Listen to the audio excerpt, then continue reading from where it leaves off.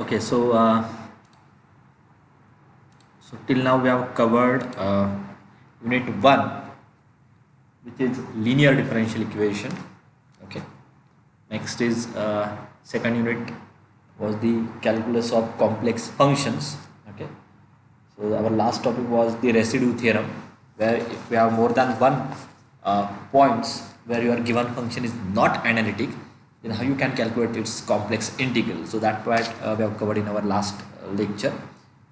And so that is all about unit 2. So the last topic was the residue theorem, और जितना मैंने cover किया है, okay, so that you have to treat as your syllabus for any exam, for IE or for midterm examination. Okay, so that is one part. And then okay, so and I think uh, I think आपकी अभी एक meeting भी शायद हो गई होगी regarding your first I. Okay, yes, I related आपकी meeting हुई थी क्या? यस और no? Yes, sir. Okay, so your first I is the open book test. Okay, and for that uh, I will share one reference book with you. So the all details you will get on a Google Classroom. Okay, maybe by today itself. So I will share the soft copy of the reference book, and you have to refer the questions, okay, especially the solved questions and the unsolved questions from that reference book, okay, for unit 1 and unit 2. Okay, so the more details I will share on the Google Classroom. एक मैं आपको soft copy share करने वाला हूँ, और that you have to refer, that reference book you have to refer for your first I. Okay, any doubt? तो आप आज देखो, अगर उसमें कुछ डाउट्स हैं तो आप कभी भी पूछ सकते हो. ओके, तो बट मैं आज ही आपको क्लियर कर दूंगा कि कौन सा रेफरेंस बुक आपको आई के लिए रेफर करना है, तो उसकी सॉफ्ट कॉपी मैं आज ही आपसे शेयर कर दूंगा. ठीक है, so it's a theory based exam, so to prepare accordingly. Okay, तो पीडीएफ भी अगर आप रेफर करते हो तो उससे वो सारी चीज़ें कवर हो जाएगी. ठीक है, टॉपिक वही है. ठीक है, so I will share that material with you today. अगर आपको कुछ भी डाउट्स आते हैं तो आप कभी भी मुझे पूछ सकते हो. ठीक है, and now today will start our next unit. Okay, unit number 3, which is statistics, and next unit is probability. So these two are the trivial units where you will get the maximum score, and the next units are the vector and vector differentiation and vector integral. Okay, this is your syllabus. Okay, so let us start from third unit, statistics. Okay, so before I start, let let me first define what is statistics. Okay, so statistics is a branch of mathematics which deals with the collection, analysis, interpretation, presentation and organization of data, or simply statistics is used to predict something from a given data. Okay, so that is the application of statistics. Okay, and before you start predicting anything from a statistical tools, okay, first of all you have to understand how you classify. Okay, how you classify that given data. जो भी data statistics में आपके पास आने वाला है, okay, that is from a certain experiment. Okay, for example अभी जो जो हमारे पास डाटा आता है, मतलब आप कोई भी एक एग्जाम देते हो, I1 देते हो, तो I1 के मार्क्स सब मेरे पास आ जाएंगे. So that become a data for me. ठीक है, तो एक पर्टिकुलर एक्सपेरिमेंट से या एक पर्टिकुलर जो भी आप एक्सपेरिमेंट बोलो या किसी भी फील्ड को रिलेट कर सकते हो इससे, तो उससे जो भी डाटा जनरेट होता है, ओके, उस पर आपको वर्कआउट करना है. जैसे रिजल्ट एनालिसिस हम करते हैं, ओके, कि आपका रिजल्ट क्या है, कितने परसेंटेज में आपका रिजल्ट आ रहा है, it's a part of statistic. तो ऐसी कोई फील्ड नहीं है, आप इंजीनियरिंग बोलो या साइंस बोलो या कहीं पे भी आप देखो, बट ऐसी कोई फील्ड नहीं है, या मैनेजमेंट में भी अगर आप जाते हो, जहाँ पे स्टैटिस्टिक्स यूज़ नहीं होता. ओके, तो in every, so statistical is the most important branch. इसका यूज़ आप सारे जगह पे करते हो. आप डे टू डे लाइफ में भी कितने केसेस में स्टैटिस्टिक्स का या कितने ऐसे रियल लाइफ एप्लीकेशन से जहाँ पे आप एक्चुअली स्टैटिस्टिक्स का यूज़ करते हो. तो वही आपको अभी इस टॉपिक में इन डिटेल में लर्न करना है. Okay, and our first point is classification of data. तो किसी भी स्टैटिस्टिकल टूल का यूज़ करने से पहले आपको उस डाटा को एक प्रॉपर वे में क्लासीफाई करना है, क्योंकि उसके बाद ही आप उसके जो फॉर्मूलेज है वो आप यूज़ कर सकते हो. So basically there are this two types of classification. One is ungroup data and second is a group one is ungroup distribution and second is a group distribution. Okay, so ungroup distribution means what?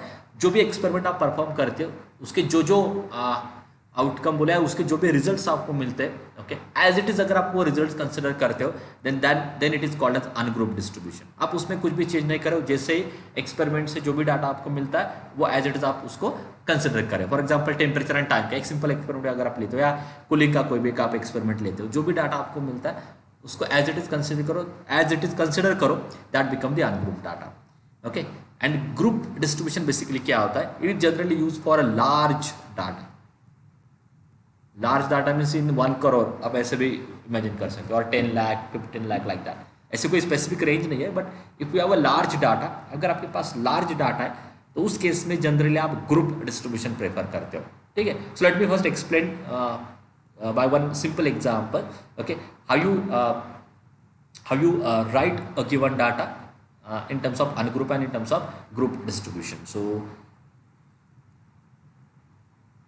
So let me take one simple example को imagine करना आपके लिए easy होगा. Consider the marks of 10 student, okay, out of 25. तो जो भी data आपको मिल जाता है या जो भी डाटा आपको रेडिली मिलता है, that become the ungroup data. Okay, that become the ungroup data, and you can classify this data into ungroup frequency distribution and group frequency distribution. ठीक है, okay, let me explain this. अभी frequency distribution यहाँ पे एक word मैंने add किया है दोनों केसेस में, ग्रुप में एंड अनग्रुप में. ओके, फ्रीक्वेंसी डिस्ट्रीब्यूशन से क्या होता है? जो डाटा रिपीट होता है, जो वैल्यू आपके रिपीट होती है ना, उसको आपको फिर से लिखने की जरूरत है. You can directly mention it's frequency. Okay, for example you can see here this 23 is repeated 2 times. So instead of writing this 23 2 times in the data, it's better to consider its frequency. Okay, so this type of data or this type of representation is called as frequency distribution, जिसमें f आता है. frequency का मतलब क्या है? number of time that value is repeated. So here this 23 is repeated 2 times, therefore the frequency of 23 become 2. 10 is non-repeated, therefore its frequency is 1. 12 is repeated 2 times, hence its frequency become 2. 20 is repeated 2 times and its frequency become 2, like that. Okay, तो मैंने एक column में क्या consider किया? एक column में मैंने distinct observations को कंसिडर किया है. ओके, डिस्टिंक्ट ऑब्जर्वेशंस को कंसिडर किया, और एक कॉलम में मैंने उसका रिपीटेशन कंसिडर किया. ठीक है, so a repetition nothing but frequency. So this type of representation it's called as ungroup frequency distribution. जो एज इट इज आता है उसको आप अनग्रुप डाटा बोलते हो. Okay, for a better result और to get a quick calculation, okay, और fast result we consider the frequency distribution. So ungroup frequency distribution is this, जिसमें आप बस क्या करो, एक कॉलम में डिस्टिंक्ट वैल्यूज कंसिडर करो और एक कॉलम में उसकी फ्रीक्वेंसी कंसिडर कर रहे हो. Okay, now let me explain what is the meaning of group frequency distribution. Okay, group frequency distribution में आप क्या कर रहे हो? आप एक रेंज कंसिडर करने वाले हो. ओके, और उस रेंज के अंदर जितना डाटा आपका आ रहा है that will consider under the frequency. अब ये रेंज आपके हाथ में. ओके, जैसे कि यहाँ पे मैंने 5 डिफरेंस की रेंज कंसिडर की, 0 to 5, 5 to 10, 10 to 15, 15 to 20, 20 to 25. तो यहाँ पे स्टार्ट पॉइंट भी आपके हाथ में होता है और एंड पॉइंट भी आपके हाथ में होता है. ये it is totally depend on you कि आपको रेंज क्या कंसिडर करना है. अभी आप बोलोगे कि सर यहाँ पे सारे वैल्यूज ग्रेटर देन और इक्वल टू 10 दिखाई दे रहे, so it's better to consider the range from 10. तो आप 10 से भी स्टार्ट कर सकते हो, 25 को भी एंड कर सकते हो. So it is totally depend on you कि कैसे कंसिडर करना है और कहाँ से स्टार्ट करना है. ओके, हाँ, सो let me just explain this. जैसे यहाँ पे मैंने 0 से यहाँ पे मैंने जो रेंज कंसिडर की है, या जो स्टार्ट पॉइंट था वो मेरा 0 था और एंड पॉइंट जो मैं ले रहा हूँ वो 25 ले रहा हूँ. And here I consider a range of difference 5. So 0 to 5, 5 to 10, 10 to 15, 15 to 20, 20 to 25. फिर बस मैं क्या करने वाला हूँ, in the range 0 to 5, okay, just identify कितने वैल्यूज आ रहे हैं इन बिटवीन 0 एंड 5। तो जब आप 0 to 5 वैल्यूज देख रहे हो, आपको 5 एलिमिनेट करना है। So it's simply means close 0 5 open. मैं 5 इसलिए ओपन करने वाला हूँ क्योंकि ऑलरेडी 5 ऑब्जर्वेशन या 5 वैल्यू में नेक्स्ट इसमें कंसिडर करने वाला है ना। आप यहाँ पे भी 5 देख रहे हो, यहाँ पे भी 5 देख रहे हो, इसलिए ये जो 5 था ये मैं नेक्स्ट इसमें कंसिडर करने वाला। So it look like close 5 open 1 then close 5। I have to take one another color here. तो 0 to 5 रेंज से मैं ले रहा हूँ, बट जब आप फर्स्ट रो कंसिडर कर रहे हो जिसमें 0 पे वो क्लोज होता है और 5 पे वैल्यू आपकी ओपन आती है, नेक्स्ट इसमें 5 पे क्लोज, 10 पे ओपन, 10 पे क्लोज, 15 पे ओपन, 15 पे क्लोज, 20 पे open. What about last interval? At the end value है वो किसी एक कॉलम में ही कंसिडर करनी है ना। अगर आप सेकंड में कंसिडर करो तो आपको 1 से उसको रिमूव करना होगा, तो रिपीट नहीं होना चाहिए। मतलब 5 यहाँ पे भी कंसिडर करो, यहाँ पे भी कंसिडर करो, ऐसा नहीं होना चाहिए। सो व्हाट अबाउट लास्ट 20 तो कंसिडर करना ही है, एंड व्हाट अबाउट 25? अब ये लास्ट ही वैल्यू होती है, इसको भी कंसिडर करना है। लास्ट के दोनों क्लोज आ जाएंगे। This is the rule. This is the rule to consider the group frequency distribution. Sir logic याद रखो, हर एक वैल्यू। Excuse me sir. हाँ बोलो। सर 25 के लिए नया ग्रुप भी बना सकते ना? मीन्स कैसे? सर 25 से 30 तक कर सकते हो ना, but again what about this 30? अगर आपको लगता है कि 25 के आगे कोई वैल्यू नहीं है, आप इसको ओपन भी रख सकते हो। मतलब आपको ऐसे बोलना था ना 25 to 30, कर सकते हो ना। मैंने क्या बोला है? What we have to ensure any value must be consider in only one interval. Okay, is this clear? कोई भी वैल्यू, जो भी वैल्यू आप कंसिडर करें वो किसी एक इंटरवल में ही जानी चाहिए। ऐसा मतलब अगर आप यहाँ पे भी क्लोज करते हो और यहाँ पे भी क्लोज करते हो, अगर कहीं पे यहाँ पे 5 ऑब्जर्वेशन में अगर 2 बार रिपीट करता हो, तो आपका आंसर क्या होगा? इस इंटरवल में भी वो 2 बार आ रहा है और इस इंटरवल में भी 2 बार आ रहा है। That create a problem. मतलब आप ऑब्जर्वेशन इंक्रीज कर रहे हो, that become a problem. Are you getting this? आप कैसे भी करो, ये भी कोई स्पेसिफिक नहीं है, ओके, आप कैसे भी करो, but what we have to ensure that any observation must be consider in only one interval. किसी एक इंटरवल में ही आपको उसको कंसिडर करना है। Is it clear? Yes sir. So accordingly you can change your rules. हाँ, और फिर उसके बाद बस देखना क्या है कि 0 to 5 में कितने ऑब्जर्वेशन है? कोई भी नहीं है, इसलिए 0। 5 to 10 में कितने ऑब्जर्वेशन में? कोई नहीं है, तो 0। हाँ, 10 to 15 में, बट 15 नहीं कंसिडर करना है। तो 10 to 15 में कितने हैं? 10 आ रहा है, सॉरी, और क्या है? 10 to 15 में 12 है, 12 है। सो 1 2 3 ये नहीं है, sorry, let me erase this. सो 10 12 12 और कोई है क्या? 15 आप नहीं कंसिडर कर सकते क्योंकि 15 पे ओपन रखना है। So only 3, so 3। Next 15 to 20, 15 to 20 कितने आ रहे हैं? 15 आ जाएगा, 20 नहीं करना है। आई थिंक 2 ही है क्या? 2 ही है, 2। नेक्स्ट इज 20 to 25, इसमें दोनों कंसिडर करें, 20 भी और 25 भी। So there are total 5. You can count those things. ठीक है? हाँ, और आप देखोगे यहाँ पे, तो now these are the frequencies. If you add all these frequency, तो ये सम क्या आती है? 10. So what is this 10? What is this 10? How you define this 10? It gives me cumulative frequency. It gives me the total number of observations. So in general, summation of the frequency gives me total number of observations. और वो match होना चाहिए। So suppose we have total number of 10 of, so suppose we have this 10 student, marks of this 10 student, तो यहाँ पे आपके पास count क्या था? n is equal to 10, तो यही आपका यहाँ पे मैच होना चाहिए, equal to 10. And sum of the f is in general denoted by capital N। तो ये बस आपको एंश्योर करना है, the total number of observations should be match with this summation of f।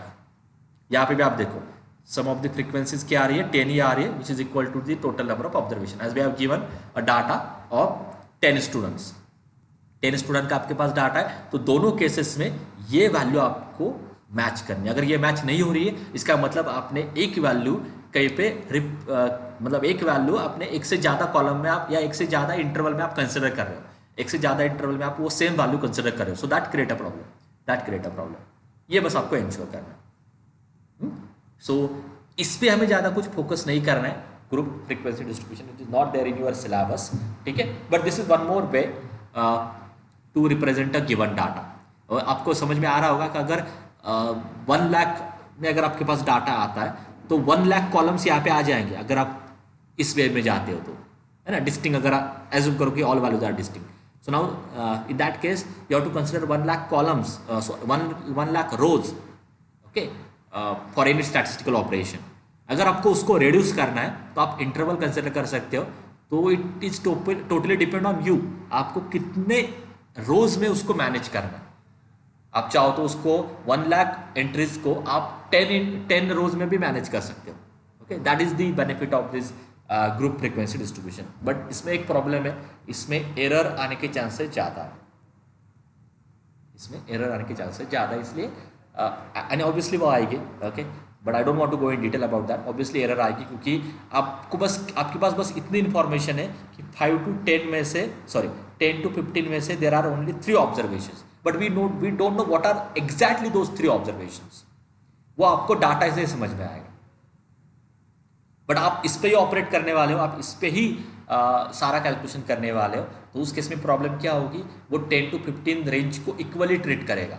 जो भी वो फॉर्मूला आने वाला है आगे related with group frequency distribution, वो 10 to 15 इंटरवल को इक्वली ट्रीट करेगा। उन सारे वैल्यूज को वो अंडर कंसिडरेशन लेने वाला है। तो इससे कहीं पे तो एरर आने वाली है, okay, but it's better to work on this group frequency distribution, क्योंकि 1 लाख के केस में आपको कैलकुलेशन हो ही नहीं पाएगा, या अगर आप कंप्यूटर से भी कैलकुलेट करते हो तो वो डिफिकल्ट होगा, इट टेक्स टाइम। ओके, तो एटलीस्ट चलो एक मिनिमम एरर के साथ आप इसके साथ जा सकते हो, ग्रुप फ्रीक्वेंसी डिस्ट्रीब्यूशन के साथ जा सकते हो। Okay, so that is all about the group frequency distribution, but as far as our syllabus is concern we have to focus on only this 2 things. तो सारे क्वेश्चंस में जो आपके पास डाटा आने वाला है वो डायरेक्टली अनग्रुप होगा, डायरेक्टली एक्सपेरिमेंट का डाटा होगा ऐसे फॉर्म में, है ना। इसको आप बोल सकते हो x1, इसको आप बोल सकते हो x3 like that. Direct data भी आप इसको बोल सकते हो, या तो वो same data in terms of frequency distribution भी हो सकता है। ओके, तो सारे क्वेश्चन में एक तो इस फॉर्म में आपके पास डाटा होगा, या तो इस फॉर्म में आपके पास डाटा होगा। This part is not there in your syllabus. Is it clear? Is this classification clear? Yes or no?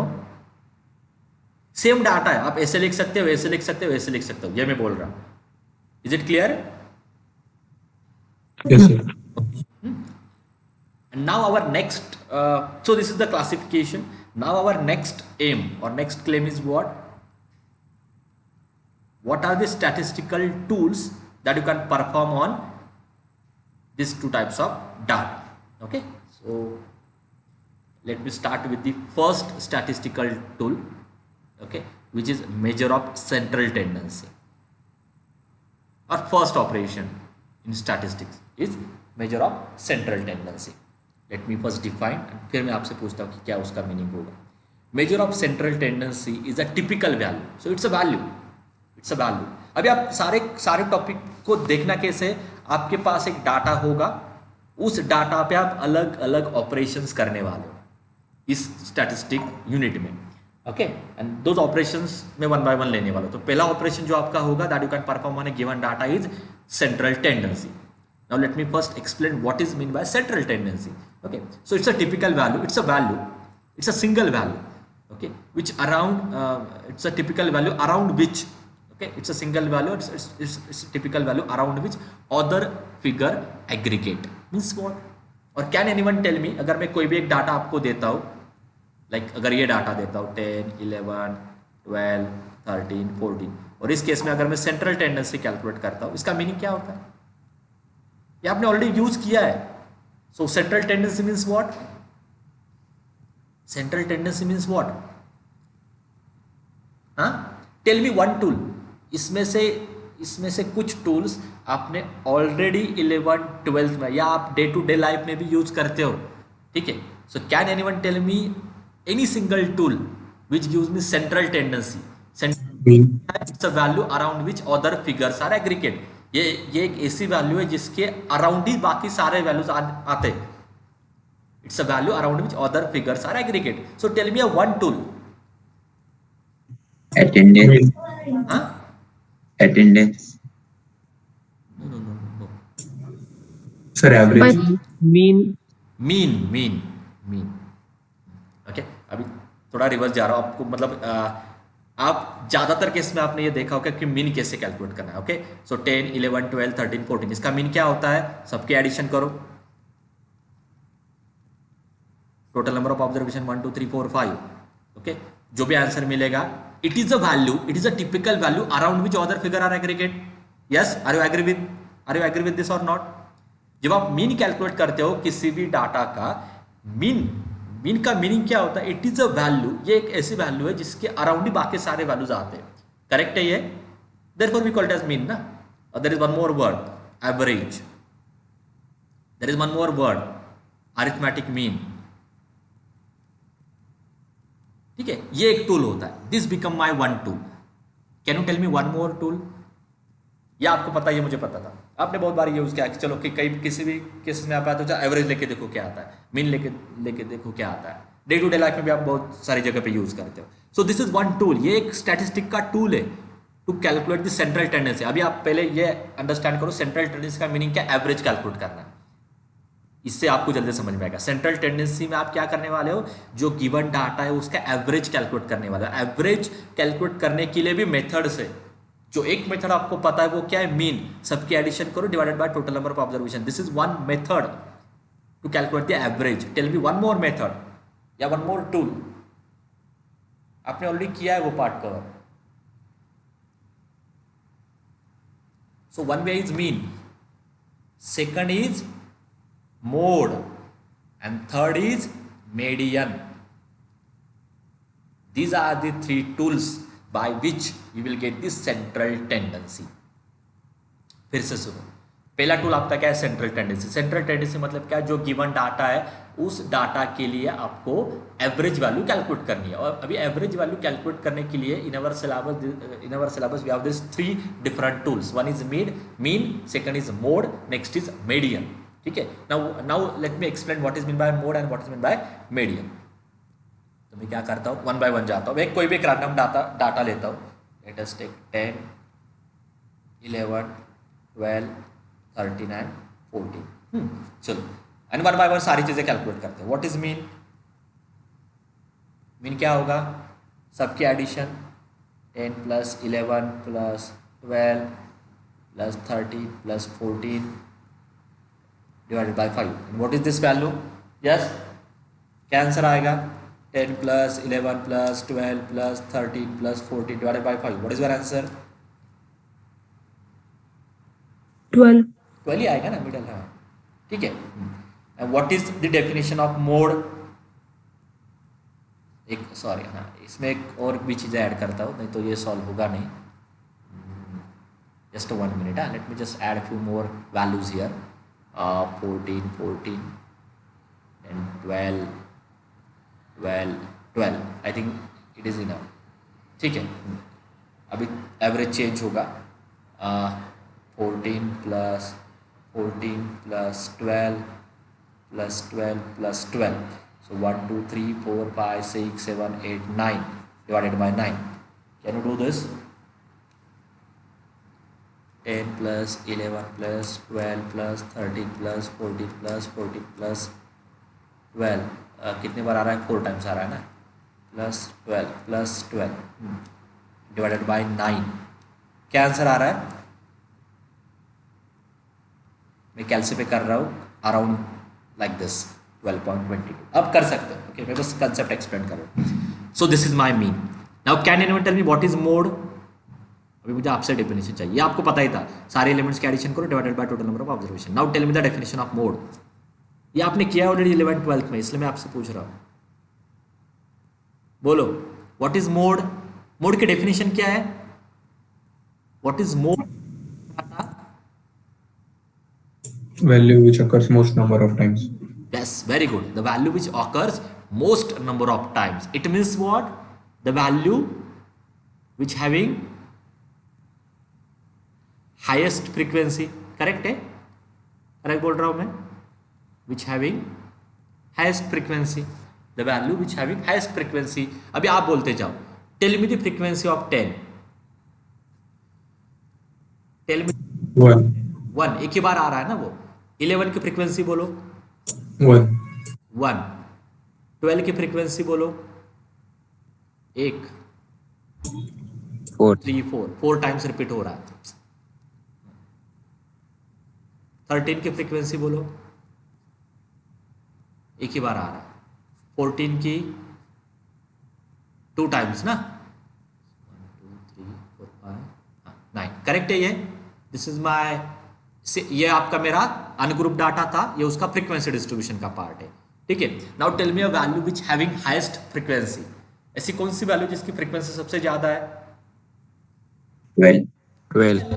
So that become mode. Okay, whether these two definitions are clear now?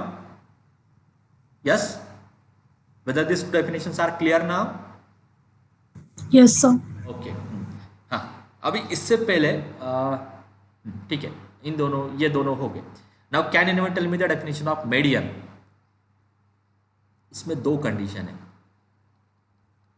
आप बोलो, आप definition बोलो, ये आपको नहीं समझ में आएगा ऐसे दो कंडीशन का. हाँ, can anyone tell me definition of median? आपने क्या लर्न किया? मीडियन क्या होता है? What is median? आपको 1 मार्क के लिए आने वाला है. ऐसे डाटा दूंगा मैं आपको, मोड कैलकुलेट करो, मीडियन कैलकुलेट करो, मीन कैलकुलेट करो. Question is like this. What is median? Value that occurs at the center when all the values are arranged in ascending very or good. descending okay, order. तो आपको meaning पता है, सो वो अच्छी बात है. सो मीडियन का सिंपल मीनिंग क्या होता है? Middle value. सिंपल. मीडियन का सिंपल मीनिंग क्या होता है? Middle value. ठीक है, तो that I consider here middle value. But उसके पहले एक कंडीशन है. डायरेक्टली आप मिडल वैल्यू नहीं ले सकते हो, उसके पहले कुछ अरेंजमेंट करनी पड़ती है. तो that become my first condition. So can anyone tell me that? क्योंकि ये रैंडम डाटा है ना. Arrange it in. हाँ, arrange that data in either Ascending or descending order. descending order. So arrange data either ascending or descending order. तो ही आप middle value, उसके बाद ही आपको मिडल वैल्यू कैलकुलेट करनी है. सो let me arrange this data. Minimum value is 10. Next is 11 12. कितने बार repeat हो रहा है? 4 टाइम्स.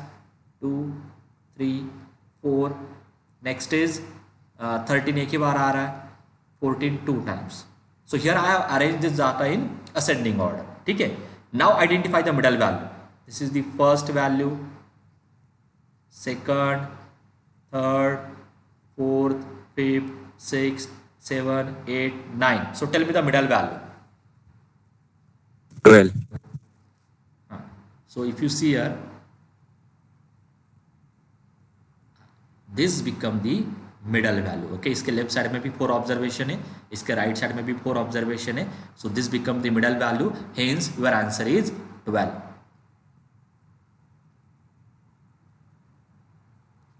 ठीक है, ये डेफिनेशन है मीडियन की. अब इसमें प्रॉब्लम क्या होगी? इसमें प्रॉब्लम क्या होगी अगर मैं कुछ इसमें कुछ चेंजेस कर देता हूँ.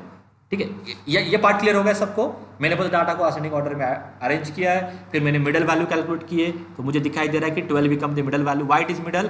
कि लेफ्ट साइड में भी 4 ऑब्जर्वेशन है, राइट साइड में भी 4 ऑब्जर्वेशन है, so it become a middle value. Okay, और यहाँ पे टोटल नंबर ऑफ ऑब्जर्वेशन कितने थे?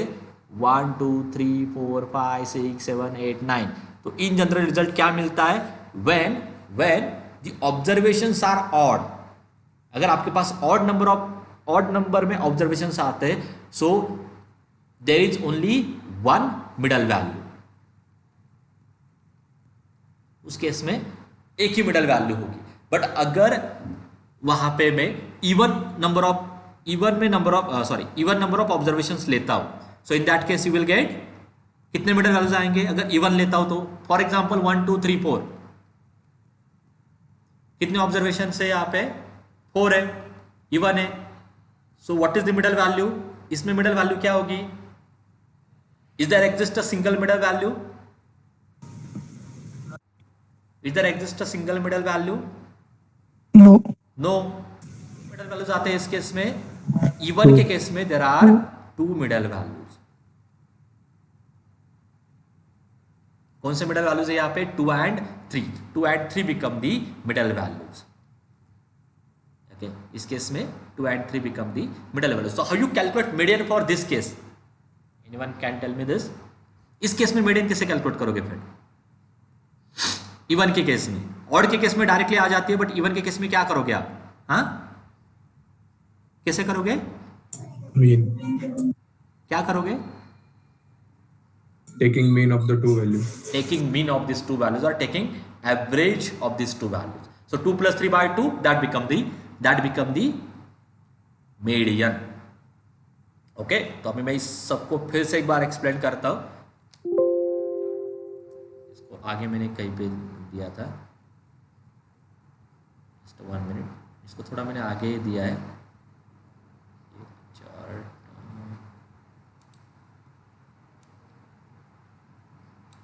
I don't know whether it is there or not.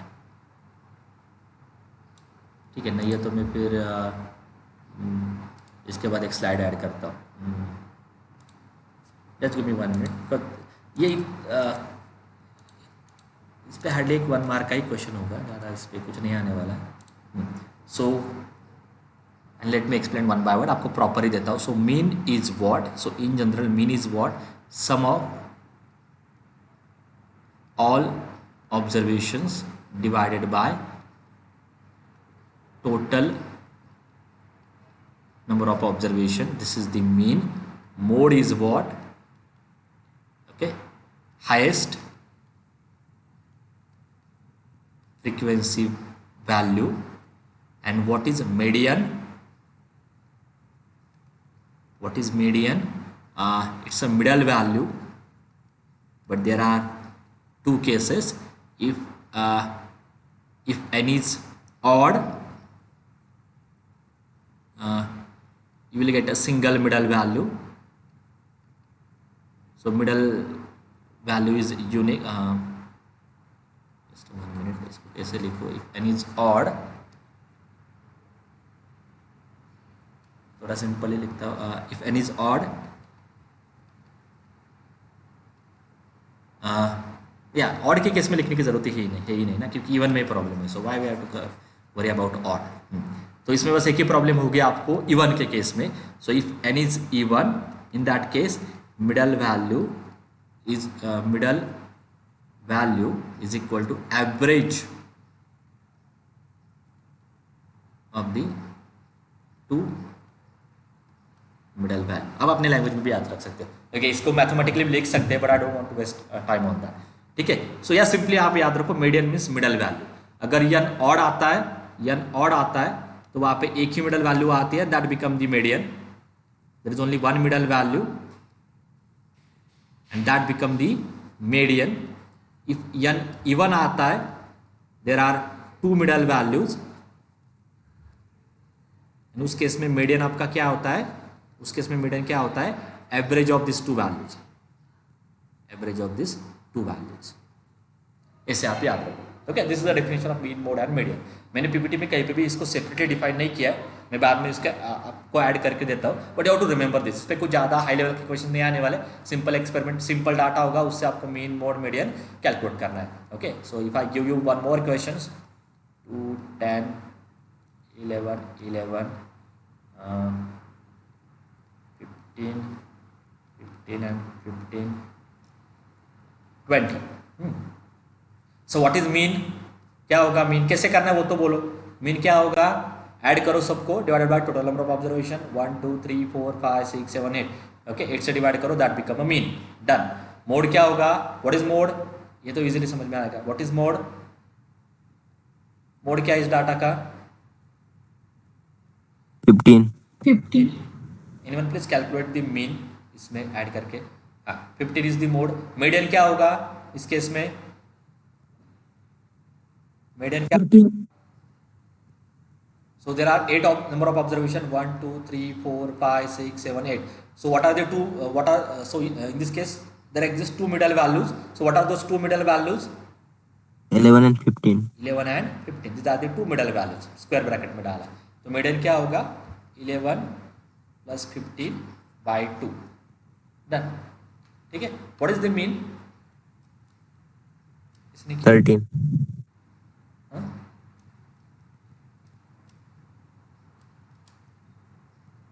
ये तो आएगा 13. हाँ, इसका क्या था? आंसर बोल सकते हो?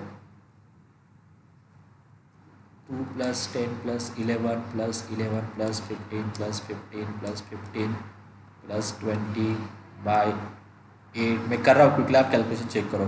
आई थिंक इट्स समथिंग 12.375. 375. ठीक है. So this are the final value. ऐसे आपको एमसीक्यूज आने वाले हैं. ठीक है. Okay. And now it's open question. आप इस पे खुद सोचो और मुझे बोलो. What are the drawbacks with this mean, mode and median. मतलब आपको ये सोचना है कि कौन से केस में मीन इजी होगा, या what are the limitation for mean. Similarly what are the limitation for mode, what are the limitation for median. Limitation पे फोकस करो कि कौन से केस में मीडियन से नहीं जा सकते, कौन से केस में मोड से नहीं जा सकते. What are those limitations. So that you have to learn और that you have to think. Okay. किसी एक केस में मैं आपको बोल सकता हूँ what are the limitation with mode. Mode में क्या प्रॉब्लम है? Can you tell me the mode of this data. 1 2 3 4 का मोड क्या होगा? Are you getting the limitations with respect to mode. तो इसमें सबकी फ्रीक्वेंसी इक्वल है, तो ऐसे केस में मोड क्या लोगे? Okay. So mode is not defined when all frequencies are equal. So that these are some limitations with this 3 cases. तो हर एक के केस में आप देखो मीन भी अगर आप देखो एक केस में आप 10 लेते हो, एक केस में आप 11 लेते हो और एक केस में आप 1000 लेते हो. ठीक है. So in that case you will not get the correct value for mean. ठीक है. So it depend on the values also. So that you have to think कि what are the limitations with mode, what are the limitations with median and mean. Okay. So this is the first part, central tendency. Okay, so in your syllabus we'll focus on only arithmetic mean. Okay, आपको 1 mark के लिए ही median और mode के पर questions आने वाले. And there are 2 more types of mean. Okay, one is geometric mean and second is harmonic mean, okay, which is not there in your syllabus, but you can refer these definitions. Okay, this is also part of your central tendency. So in general there are these 5 tools by which you will get the central tendency of a given data: arithmetic mean, median, mode, and geometric mean and harmonic mean. Okay. And as far as our syllabus is concerned, our major focus is on arithmetic mean only. आपको मैंने पहले clear किया था median and mode पे आपको बस 1 mark के लिए क्वेश्चंस आने वाले, बट अवर मेजर फोकस जो होगा that is on arithmetic mean. Okay, इसलिए मैं उसको ही कंटिन्यू कर रहा हूँ. So arithmetic mean is what? Sum of the all elements divided by total number of observation. ये सिंपल डेफिनेशन है. Can anyone tell me the definition of arithmetic mean when I consider the frequency distribution. इस case में mean का formula क्या होगा? What is mean in this case? अगर आपके पास frequency distribution में डाटा आता तो मीन का फॉर्मूला क्या होगा? अरिथमेटिक मीन का फॉर्मूला बोलो. फॉर्मूला क्या होगा मीन का? आपको पता है प्रीवियस केस में सारे एलिमेंट्स के एडिशन करो divided by total number of observation, that gives you mean. तो इस केस में मीन का फॉर्मूला क्या होगा बोलो. या अगर आपको पर्टिकुलर एग्जांपल भी दे सकता हूँ, लाइक से 2 रिपीटेड, 3, 10, 2, 11 से 4. How you calculate mean in this case? अभी आप सोच के बोलो. इस केस में बोलो या इस केस में बोलो, किसी भी केस में आप मीन बोलो. इस केस में मीन क्या और इस केस में मीन क्या? Tell me fast. What is in terms of frequency distribution? It's a product of mean and frequency distribution. Frequency. Yes.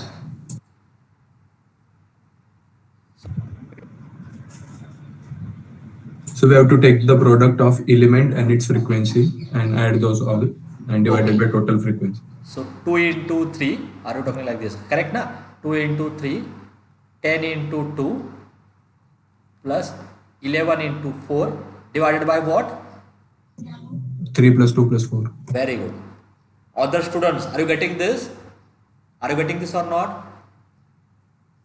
Yes or no? No तो बोलो तो फिर मैं एक्सप्लेन कर सकता हूँ. Why mean is this?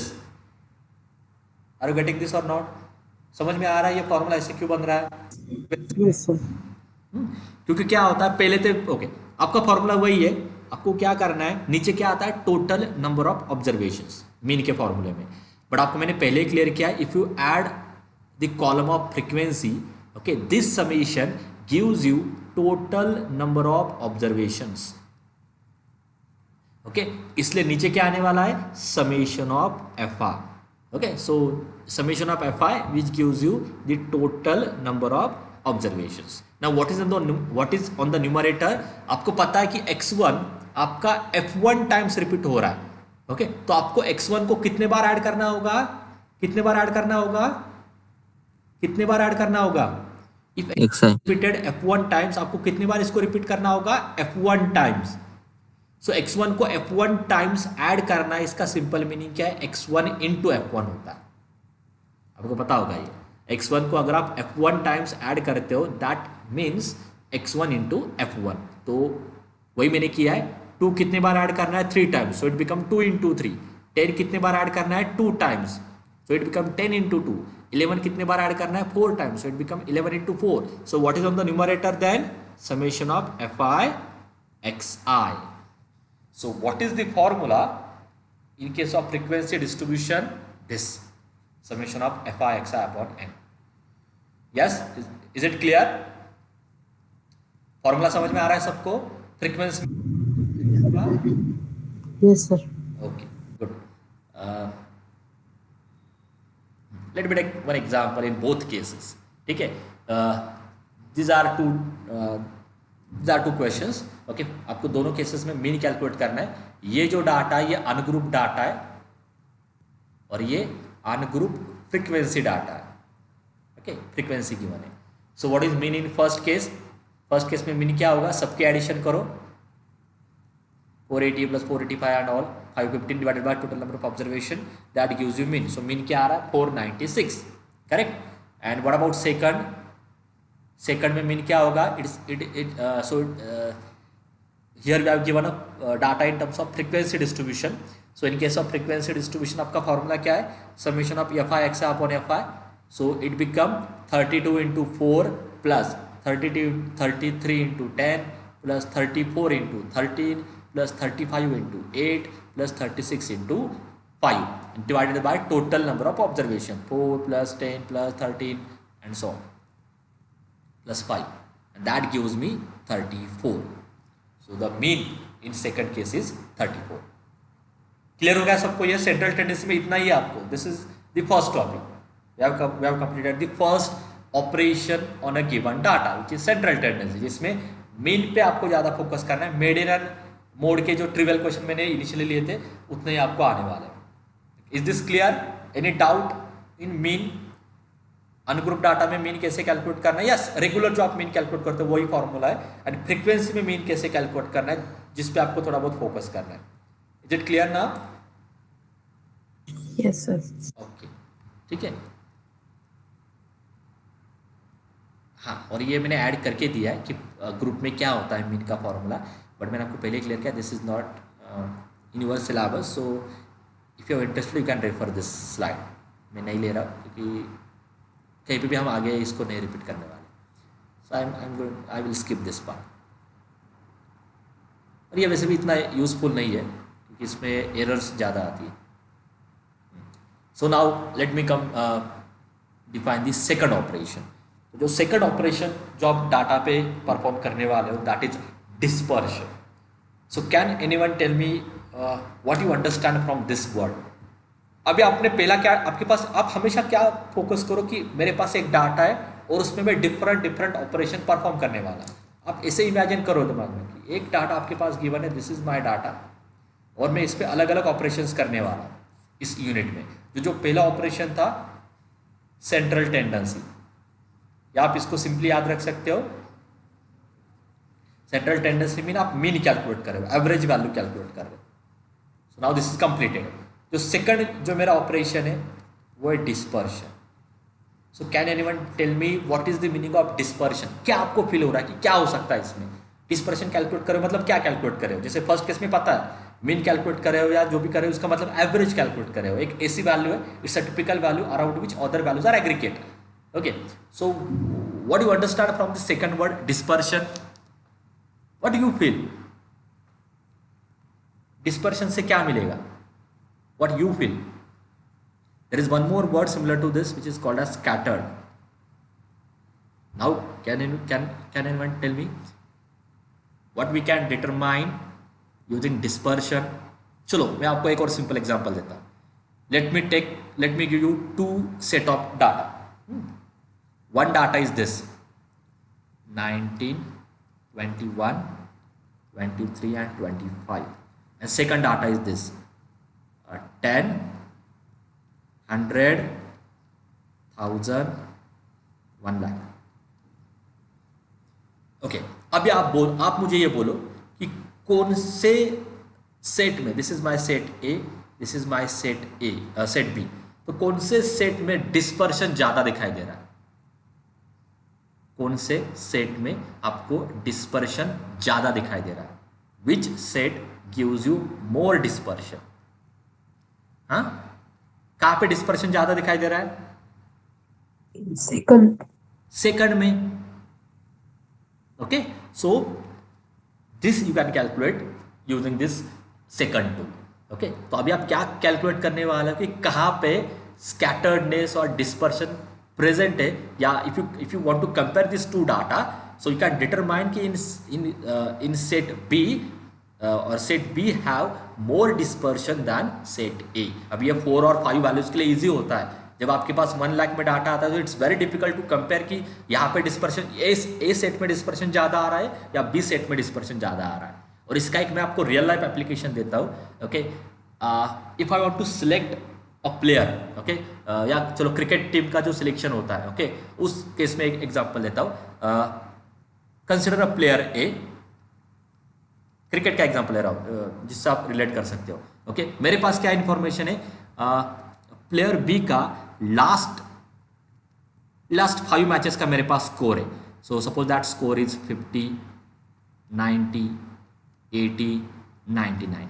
Okay, और प्लेयर ए का मेरे पास लास्ट 5 मैचेस का स्कोर है विच इज 0, 100, 10, 100. कितना हो गया? 4. और इसको एक और लेता हूँ उसे 80, 89, और यहाँ पे लेता हूँ मैं 50. 1 2 3 4, 1 2 3 4 5. ठीक है. हाँ, और मुझे क्या करना है? मुझे इन दोनों में से एक ही प्लेयर सिलेक्ट करना है. तो मैं कौन सा प्लेयर सिलेक्ट करूंगा? What is your opinion on this? मैं कौन सा प्लेयर सिलेक्ट करूंगा अगर इन दोनों में से मुझे एक प्लेयर सिलेक्ट करना है? फर्स्ट प्लेयर सिलेक्ट करूंगा, बी प्लेयर में सिलेक्ट करूंगा. क्यों सिलेक्ट कर रहा हूं? Because this B player have less dispersion. तो जितना ज्यादा डिस्पर्शन होगा उतना यूजफुल होता नहीं आपके लिए. ओके, जितना डिस्पर्शन कम होगा, okay, so less dispersion gives me मोर कंसिस्टेंसी. आपको यहां से क्या समझ में आया कि प्लेयर बी आपका ज्यादा कंसिस्टेंट है. वो एक एवरेज स्कोर वो हमेशा बनाता है ना. So this player B is more consistent than player A.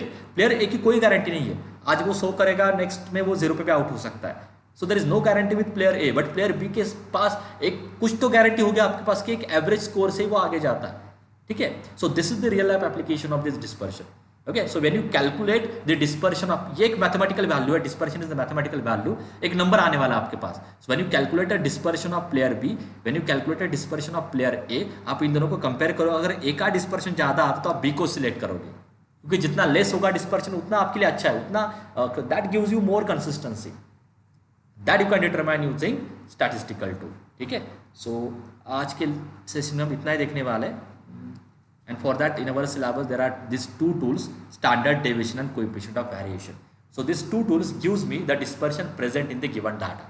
Okay, so that we will see in the next session. So here we stop today. Sir, please share this PPT. Yes yes yes, I think lecture का time 1:30 है ना. Okay, so I can extend, sorry.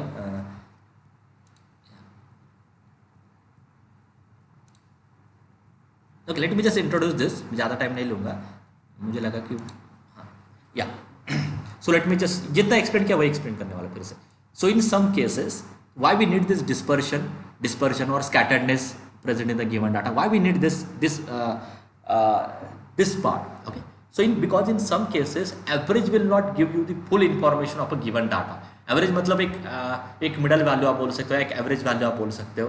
Okay, कभी कभी क्या होता है उस एक वैल्यू से या एवरेज वैल्यू से, फॉर एग्जांपल आप प्लेयर का ही बोलो ना, मतलब 0, 100, 10, 100, 0, अगर इसका एवरेज निकालते हो ओके, तो उससे आप ये नहीं प्रेडिक्ट कर सकते हो कि यार इस प्लेयर को मुझे सिलेक्ट करना होगा. यू कांट प्रेडिक्ट दिस, क्योंकि एवरेज आपको पता है कि ये 100 और 10 की वजह से वो एक एवरेज वैल्यू आपकी, चलो जो भी कुछ आएगी, फॉर एग्जांपल 50 आती है, उससे आप 50 अगर एवरेज आती है तो आपको उस वैल्यू से ये फील होगा कि यार एवरेज 50 मतलब वो हर एक मैच में 50-50 स्कोर कर रहा है क्या, ऐसा नहीं है ना. So there are some cases where you can't predict from average, from only average. Okay, तो वहाँ पे आप डिस्पर्शन कैलकुलेट कर सकते हो. डिस्पर्शन से आपको ये तो समझ में आएगा कि डाटा में स्कैटर्डनेस क्या प्रेजेंट है. तो अगर एवरेज या अगर उसका एवरेज अच्छा आ रहा है, अगर उसका एवरेज अच्छा आ रहा है और उसका डिस्पर्शन लेस है, तो आप उसको 100% सिलेक्ट करोगे टीम में. अगर उसका एवरेज अच्छा आ रहा है और डिस्पर्शन लेस, तो आप उसको 100% आपकी टीम में सिलेक्ट करोगे. So this are the some statistical tool जिससे आप ऐसे प्रेडिक्शन कर सकते हो. ठीक है, and those two tools are standard deviation and coefficient of variation. ठीक है, सो हाँ, सो एक और स्टेटमेंट रह गया है इसमें यहाँ पे. So in this case we check how much data is scattered और disperse from its mean value, and to do this we have to use this following method of dispersion, standard deviation and coefficient of variation. So let me just explain what is mean by standard deviation. ठीक है, तो अगर आपके पास ये data है x1, x2 up to xk, so what is the definition of standard deviation? Standard deviation is denoted by sigma and it is defined as summation of 1 by k summation of xi minus x bar whole square. Okay, so it is so if you simplify this, तो इसका meaning क्या है, 1 by k कैसे calculate करना है, under root के अंदर 1 by k x1 minus x bar मतलब इसका mean square plus x2 minus x bar square and so on xk minus x bar whole square. This is the standard deviation of a given data. Is this clear? Calculate कैसे करना समझ में आ रहा है? Formula clear हो गया सबको कि m is the total number of observation. मैंने सम को सॉल्व करके दिया आपको, x1 माइनस x बार का square plus x2 minus x बार का square plus x3 minus x बार का स्क्वायर, उस सब के एडिशन करो, डिवाइडेड बाय k करो, उसका अंडर रूट ले लो, that become the standard deviation. Is this formula clear to all? Yes और नो? Yes, sir. हाँ, so can you tell me and then will stop. Just calculate the standard deviation of this data. ठीक है, and then we'll stop. Do it on calculator directly and tell me the standard deviation of these 4 numbers.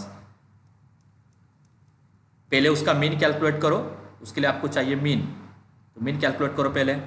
इतना ही करके हम stop करने वाले. Tell me the mean, do it with me, tell me the mean.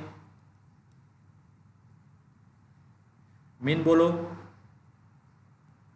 6. 6 आ रहा है क्या? 4.5. हाँ, 4.5 लग रहा था 6 होगा ना, क्योंकि मैं रैंडम वैल्यूज ले रहा हूँ. सो 4 द मीन, अरिथमेटिक जो रेगुलर मीन होता है वो. ओके, अभी आपको ये फॉर्मूला यूज करना है. क्या है फॉर्मूला? कितने ऑब्जर्वेशन है? 4 है, तो 1/4 है ना, इन ब्रैकेट x1 मतलब 1 minus 4.5 square plus 2 minus 4.5 square plus 5 minus 4.5 square plus 10 minus 4.5 square, और इसको फिर लेना है अंडर रूट में. नाउ टेल मी दिस, और मुझे फाइनल आंसर बोलो, then will stop. Do it.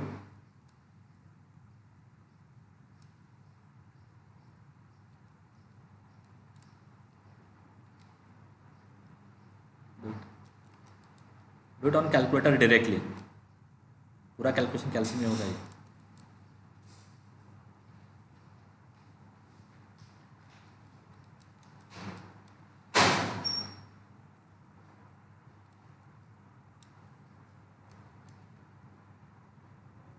बोलो, मैंने आंसर निकाला है ऑलरेडी। Tell me.